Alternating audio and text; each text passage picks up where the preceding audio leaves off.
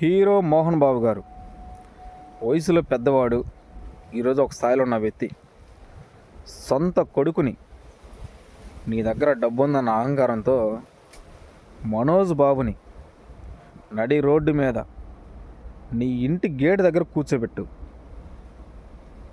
నువ్వు ఒక తండ్రిగా కొడుకు జన్మనిచ్చినప్పుడు మనోజ్ బాబుకి ఇచ్చే గౌరవం ఇదా? ఈరోజు నీ వెనక విష్ణుబాబు ఉండొచ్చు, నీ దగ్గర డబ్బుండి కొంతమంది రౌడీలను పెట్టుకొని గూండాగిరి చేయగలవు. అది కొంతకాలం మాత్రమే. ఈరోజు వయసులో ఉన్నావు కదని చెప్పి నీ ఇష్టానుసారంగా మనోజ్ బాబు నీ సొంత కొడుకు, అలాంటి మనోజ్ బాబు మీద మనుషులు పంపించి కక్ష తీర్చుకున్నావంటే ఎల్లకాలం నీ ఆటలు సాగు. మనోజ్ బాబు నీ కొడుకు, తప్పు చేస్తే శిక్షించు లేదా క్షమించు, అంతేగాని సొంత కొడుకుని నడి రోడ్డు మీదకి తీసుకొచ్చి చిత్రహింసలు పెడుతున్నావు. ఆ పాపం నీకు మామూలుగా తగలదు. ఒకసారి ఆలోచించుకో.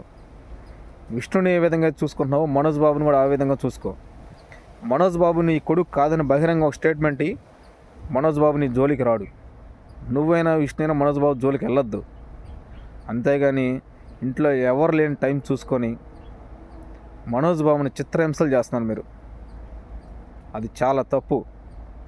పోలీస్ అధికారులైనా చట్టపరంగా చర్యలు తీసుకొని మనోజ్ బాబుకు న్యాయం చేయాలని కోరుకుంటున్నా. Thank you.